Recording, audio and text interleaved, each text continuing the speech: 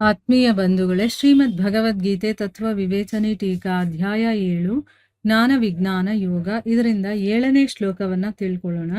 ಶ್ಲೋಕ 7. ಮತ್ತ ಪರತರಂ ನಾಣ್ಯತ್ ಕಿಂಚಿದಸ್ತಿ ಧನಂಜಯ ಮಯಿ ಸರ್ವಮಿದಂ ಪ್ರೋತಂ ಸೂತ್ರೇ ಮಣಿಗಣ ಇವ. ಅನುವಾದ: ಹೇ ಧನಂಜಯ, ನನಗಿಂತ ಭಿನ್ನವಾದ ಯಾವುದೇ ಪರಮ ಕಾರಣವೂ ಇಲ್ಲವಾಗಿದೆ.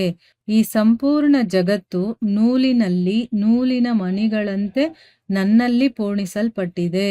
ಇದು ಶ್ಲೋಕ ಮತ್ತೆ ಅದರ ಅನುವಾದ. ಈಗ ಇದನ್ನ ಅರ್ಥ ಮಾಡ್ಕೊಳ್ಳೋದಕ್ಕೆ ಪ್ರಯತ್ನ ಮಾಡೋಣ.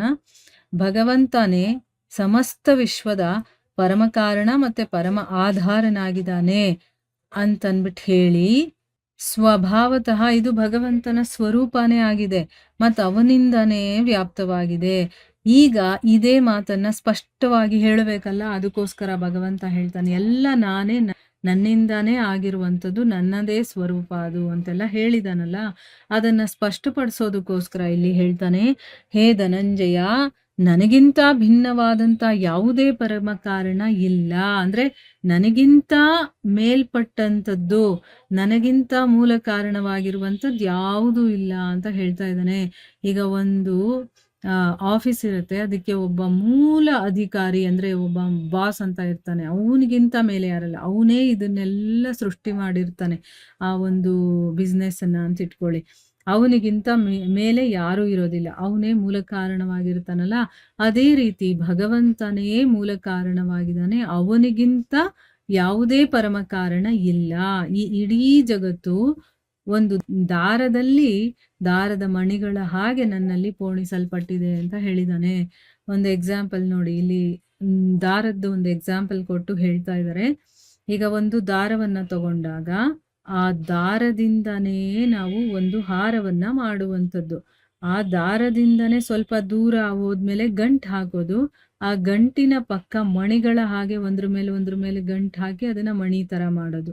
ಮತ್ತೆ ಇನ್ನೊಂದು ಗಂಟು ಹಾಕಿ ಸ್ವಲ್ಪ ದೂರ ಹೋಗೋದು, ಅಲ್ಲಿ ಇನ್ನೊಂದು ಗಂಟು ಹಾಕಿ ಮಣಿಗಳ ಹಾಗೆ ಒಂದು ಗಂಟುಗಳನ್ನ ಹಾಕಿ ಒಂದು ಮಣಿ ತರ ಮಾಡೋದು. ಈ ರೀತಿ ಅದು ನೂಲಿನಿಂದಾನೇ ಹೆಣದಂತ ಮಣಿಗಳಿಂದ ಮಾಡಲ್ಪಟ್ಟಂತ ಒಂದು ಹಾರ ಇದ್ರೆ ಅದರಲ್ಲಿ ನೂಲೇ ಅದಕ್ಕೆ ಆಧಾರವಾಗಿದೆ.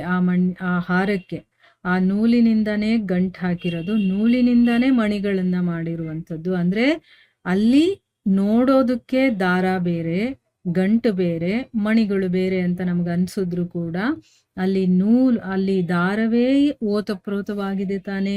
ಆ ದಾರದಿಂದಾನೇ ಎಲ್ಲವನ್ನು ಮಾಡಲ್ಪಟ್ಟಿದೆ ತಾನೆ. ಅಲ್ಲಿ ಬೇರೆ ಬೇರೆ ರೂಪ ಇರಬಹುದು, ಅದು ದಾರ ಅನ್ನಿಸ್ಕೋಬಹುದು, ಗಂಟು ಅನ್ನಿಸ್ಕೋಬಹುದು, ಮಣಿ ಅನ್ನಿಸ್ಕೋಬಹುದು, ಆದ್ರೆ ಎಲ್ಲವೂ ಒಂದೇ ಅಲ್ವಾ. ಅದೇ ರೀತಿ ಭಗವಂತ, ಈ ಇಡೀ ಜಗತ್ತು ಕೂಡ ನನ್ನಲ್ಲೇ ಪೋಣಿಸಲ್ಪಟ್ಟಿದೆ. ಅಂದ್ರೆ ಅವನಿಂದಾನೇ ಆಗಿರೋದು, ಅವನಲ್ಲೇ ಪೋಣಿಸಲ್ಪಟ್ಟಿರೋದು ಅಂತ ನಾವು ಅರ್ಥ ಮಾಡ್ಕೊಳ್ಬೇಕು. ಪ್ರಶ್ನೆ ಏನು ಅಂತಂದ್ರೆ, ನನ್ನಿಂದ ಭಿನ್ನವಾದ ಬೇರೆ ಯಾವುದೂ ಪರಮ ಕಾರಣನೇ ಇಲ್ಲ ಅಂತ ಹೇಳಿದಾರಲ್ಲ, ಇದಕ್ಕೆ ಅರ್ಥ ಏನು ಅಂತ. ಉತ್ತರ ಏನು ಅಂದ್ರೆ, ಮಹಾ ಆಕಾಶ ಅನ್ನೋದು ಮೋಡಗಳಿಗೆ ಕಾರಣ ಮತ್ತೆ ಆಧಾರವಾಗಿದೆಯಲ್ಲ, ಅದರ ಕೆಲಸನೇ ಮೋಡಗಳು ಅದೇ ಮಹಾ ಆಕಾಶದ ಸ್ವರೂಪವಾಗಿದೆಯೋ, ಅದರ ಕಾರ್ಯ ಮೋಡಗಳು ಅದೇ ಮಹಾ ಆಕಾಶದ ಸ್ವರೂಪವಾಗಿರುತ್ತಲ್ಲ.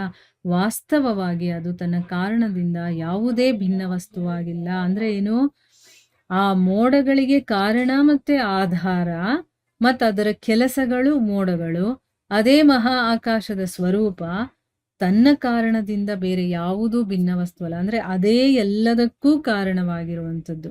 ಆ ಆಕಾಶನೇ ಎಲ್ಲದಕ್ಕೂ ಕಾರಣವಾಗಿರುವಂಥದ್ದು. ಅದೇ ರೀತಿ ಪರಮಾತ್ಮ ಕೂಡ ಈ ಜಗತ್ತಿಗೆ ಕಾರಣವಾಗಿದ್ದಾನೆ, ಆಧಾರವಾಗಿದ್ದಾನೆ. ಈ ಜಗತ್ತು ಕೂಡ ಅವನ ಸ್ವರೂಪನೇ, ಅದರಿಂದ ಭಿನ್ನವಾದಂತ ಬೇರೆ ವಸ್ತು ಇಲ್ಲ. ಅದಕ್ಕೋಸ್ಕರನೇ ಪರ ಮತ್ತೆ ಅಪರ ಪ್ರಕೃತಿ ಎಲ್ಲ ಭೂತಗಳ ಕಾರಣವಾಗಿದ್ರೂ ಕೂಡ ಆ ಎಲ್ಲದರ ಪರಮ ಕಾರಣ ಯಾರು ಅಂತಂದ್ರೆ ಆ ಪರಮಾತ್ಮನೇ ಆಗಿದ್ದಾನೆ, ಬೇರೆ ಯಾರು ಅಲ್ಲ ಅಂತಂದ್ಬಿಟ್ಟು ಹೇಳಿದ್ದಾರೆ. ಮುಂದಿನ ಪ್ರಶ್ನೆ ಏನು ಅಂತಂದ್ರೆ, ನೂಲಿನಲ್ಲಿ ಪೋಣಿಸಲ್ಪಟ್ಟ ನೂಲಿನ ಮಣಿಗಳಂತೆ ಈ ಜಗತ್ತು ಭಗವಂತನಲ್ಲಿ ಹೇಗೆ ಪೋಣಿಸಲ್ಪಟ್ಟಿದೆ ಅಂತಂದ್ಬಿಟ್ಟು ಕೇಳ್ತಾ ಇದ್ದಾರೆ.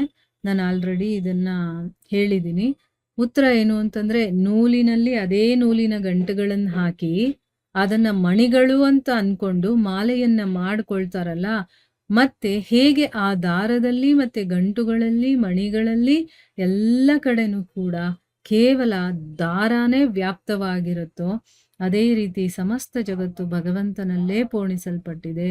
ಅಂದ್ರೆ ಏನು, ಭಗವಂತನೇ ಎಲ್ಲದರಲ್ಲೂ ಕೂಡ ಓತಪ್ರೋತನಾಗಿದ್ದಾನೆ ಅನ್ನೋದು ಇದರ ಅರ್ಥ.